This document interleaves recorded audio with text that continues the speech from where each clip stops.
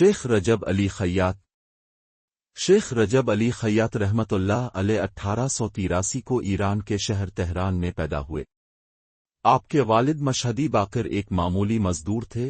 जब शेख रजब अली खैयात रहमतुल्लाह अलैह 12 साल के हुए तो आपके वालिद का इंतकाल हो गया। आपकी कोई बहन या भाई नहीं था। आपके बचपन के बारे में इससे ज्यादा और कोई मालूमात मौजूद नहीं, लेकिन खुद शेख रजब अली खैयात रहमतुल्लाह अलैह नकल करते हैं कि उनकी माँ कहती थीं कि जब तुम मेरे शिकम में थे तो तुम्हारे वालिद एक तरह का खाना घर लाए। मैंने खाना चाहा तो देखा कि तुम जुम्बिश में आ गए और मेरे शिकम पर जोर जोर से पैर मारने लगे। मैंने एहसास किया कि मुझको ये खाना नहीं खाना चाहिए। मैंने हाथ रोक लिया और तुम्हारे वालिद से पूछा तो उसने कहा कि मैंने इस खाने को इस दुकान से बगैर इजाजत लाया हूं जहां मैं काम करता हूं। मैंने भी ये खाना नहीं खाया है। शेख के 5 लड़के और 4 लड़कियां थीं, जिनमें से एक लड़की बचपने में इंतकाल कर गई। शेख रजब अली खैयात रहमतुल्लाह अलैह का वो ईंटों वाला सादा घर जो आपको बाप से मीरास में मिला था वो मौलवी रोड में वाक़े था। आप ताहयात इसी मामूली घर में रहे। आपके साहिबजादे का कहना है कि जब बारिश होती थी तो पानी छत से कमरे में गिरता था। एक दिन एक फौजी सरबराह चंद मुल्की शख्सियतों के हमरा हमारे घर आए हुए थे। हमने बारिश के कतरात के नीचे एक टब और एक प्याला रखा था।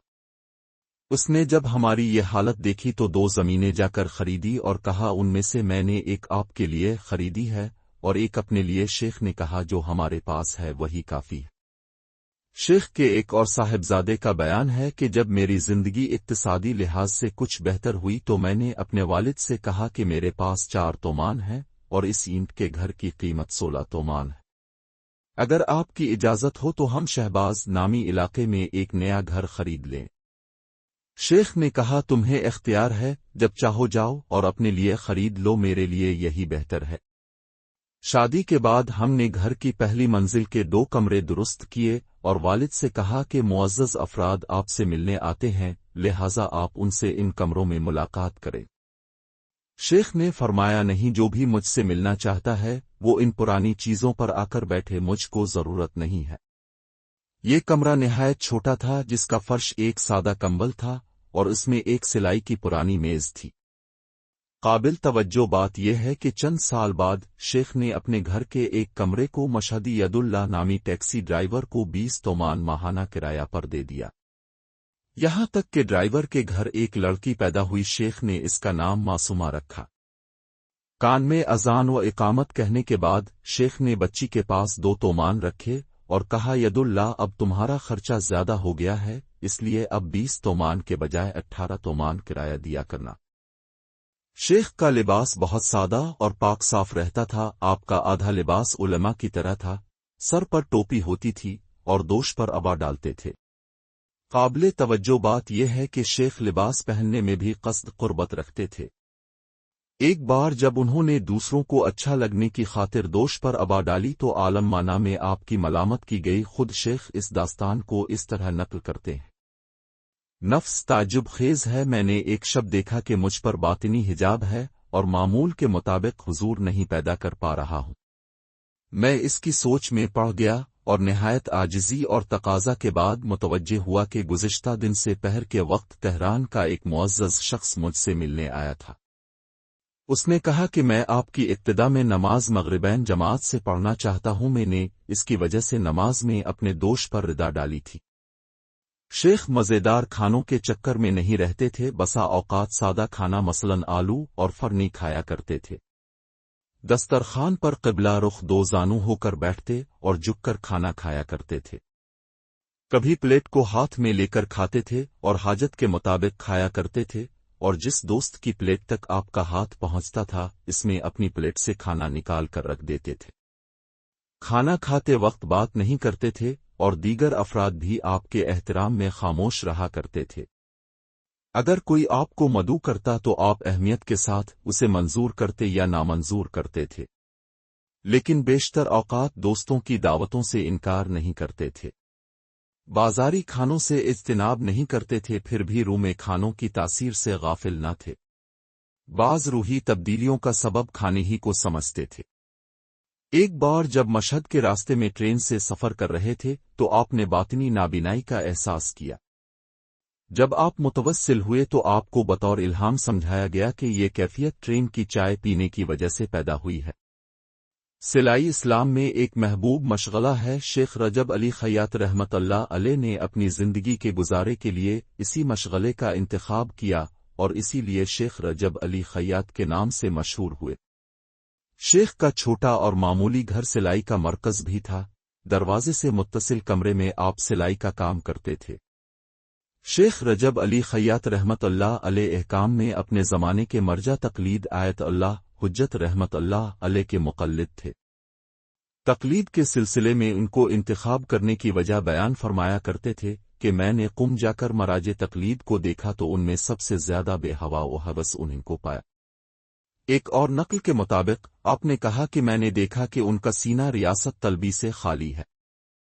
شیخ کے ایک دوست کے نقل کے مطابق شیخ نے کہا کہ تہران کی جمعہ مسجد میں راتوں کو بیٹھتا تھا اور لوگوں کے حمد و سورہ کی اصلاح کیا کرتا تھا۔ ایک رات دو بچوں نے آپس میں جھگڑا کیا، ہارنے والا بچہ مار سے بچنے کے لیے میرے پاس آ کر بیٹھ گیا۔ میں نے فرصت سے فائدہ اٹھاتے ہوئے اس سے حمد و سورہ پوچھا، اس کام نے اس رات میرا پورا وقت لے لیا۔ اگلی رات ایک درویش میرے پاس آیا اور کہنے لگا میرے پاس علم کیمیا، سیمیا، ہیمیا اور لیمیا ہے، میں اس علم کو تمہیں دینے کے لیے تیار ہوں بشرطے کہ گزشتہ رات کے کام کا ثواب مجھے دے دو۔ میں نے جواب دیا نہیں، اگر یہ علوم مفید ہوتے تو تم مجھ کو نہ دیتے۔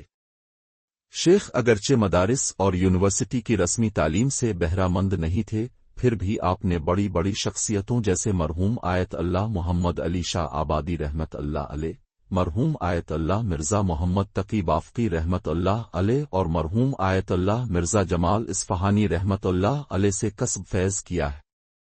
حضرت آیت اللہ سید محمد ہادی میلانی رضوان اللہ تعالی علیہ فرماتے تھے کہ شیخ رجب علی خیاط رحمت اللہ علیہ پر خدا کی خاص عنایت ہوئی اور وہ اس میں پاک دامنی کی بنا پر تھی جس کو شیخ نے ایام جوانی میں انجام دیا تھا۔ جناب شیخ رجب علی خیاط رحمت اللہ علیہ نے خود اس ماجرے کی تفصیل ان بزرگوار سے ملاقات کے وقت فرمائی۔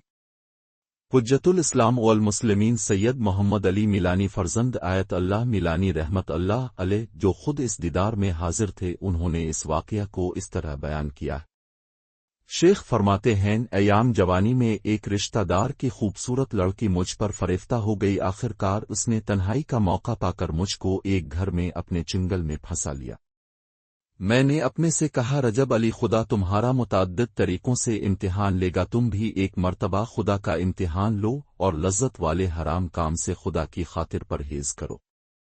اس کے بعد میں نے بارگاہ خداوندی میں عرض کیا، اے خدا میں اس گناہ کو تیری خاطر ترک کر رہا ہوں، تو بھی اپنی خاطر میری تربیت فرما۔ اس وقت میں نے حضرت یوسف علیہ السلام کی طرح دلیری کے ساتھ گناہ کا مقابلہ کیا اور گناہ میں آلودہ ہونے سے تیزی کے ساتھ اجتناب کیا اور خطرے سے باہر آ گیا۔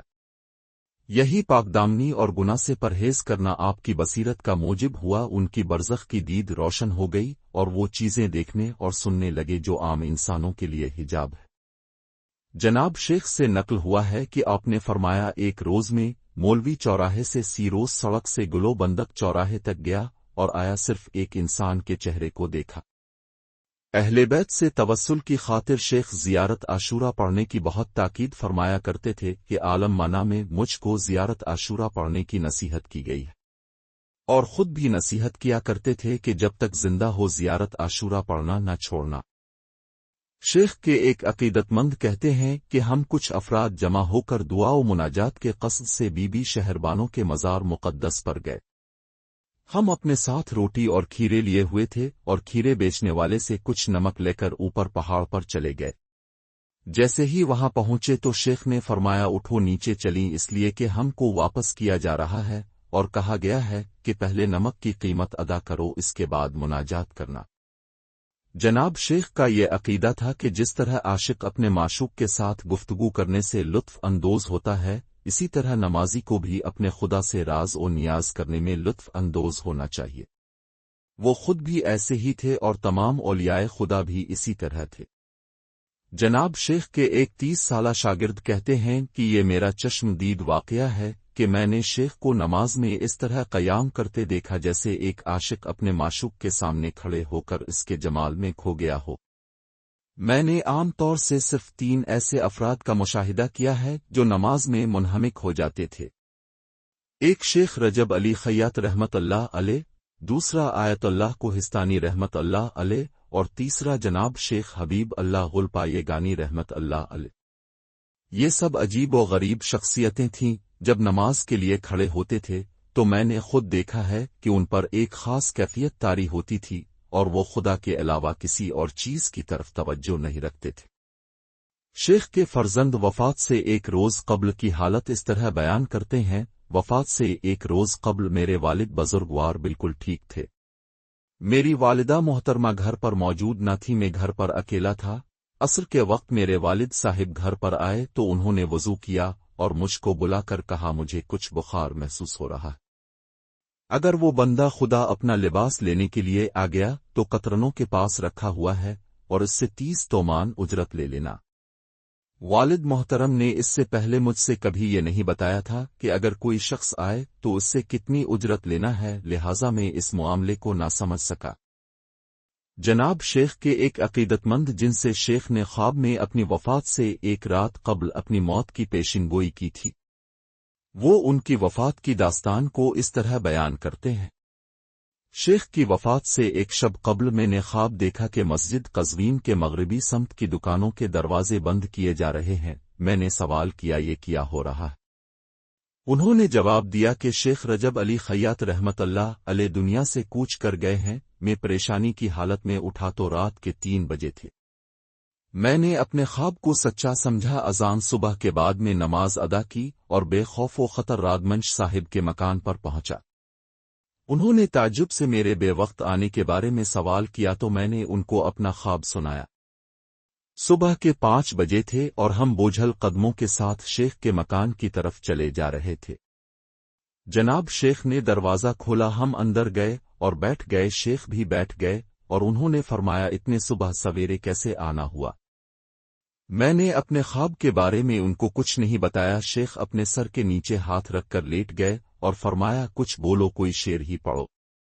میں نے کچھ اشعار پڑھے: عشق کا زمانہ ہی بہترین زمانہ ہوتا ہے، عاشقوں کی صبح کی شام نہیں ہوتی، اچھے اوقات وہ تھے جو دوست کے ساتھ گزر گئے، باقی اوقات بے خبری کے اوقات تھے۔ ابھی 1 گھنٹہ بھی نہیں گزرا تھا کہ شیخ کی حالت متغیر ہو گئی۔ مجھے یقین تھا کہ آج شیخ دنیا سے کوچ کر جائیں گے۔ میں نے ان سے کہا کہ ڈاکٹر کو بلا لاؤں تو انہوں نے فرمایا تم کو اختیار ہے۔ ڈاکٹر نے نسخہ لکھ کر دیا۔ جب دوا لے کر واپس پلٹا تو میں نے دیکھا کہ شیخ کو دوسرے کمرے میں لے گئے ہیں اور وہ قبلہ رخ بیٹھے ہیں اور ان کے پیروں کے اوپر ایک سفید کپڑا ڈال دیا گیا ہے۔ میں بہت غور سے دیکھ رہا تھا کہ ایک مرد خدا دنیا سے کس طرح کوچ کرتا ہے۔ ایک مرتبہ ان پر ایسی کیفیت طاری ہوئی کہ گویا کسی نے ان کے کان میں کچھ کہا ہو۔ انہوں نے جواب میں کہا انشاءاللہ۔ پھر چند لمحوں بعد آخر کار تقویٰ و پرہیزگاری سے آراستہ زندگی بسر کرنے والا اس دار فانی کو الوداع کہہ کر موت کی نیند سو گیا۔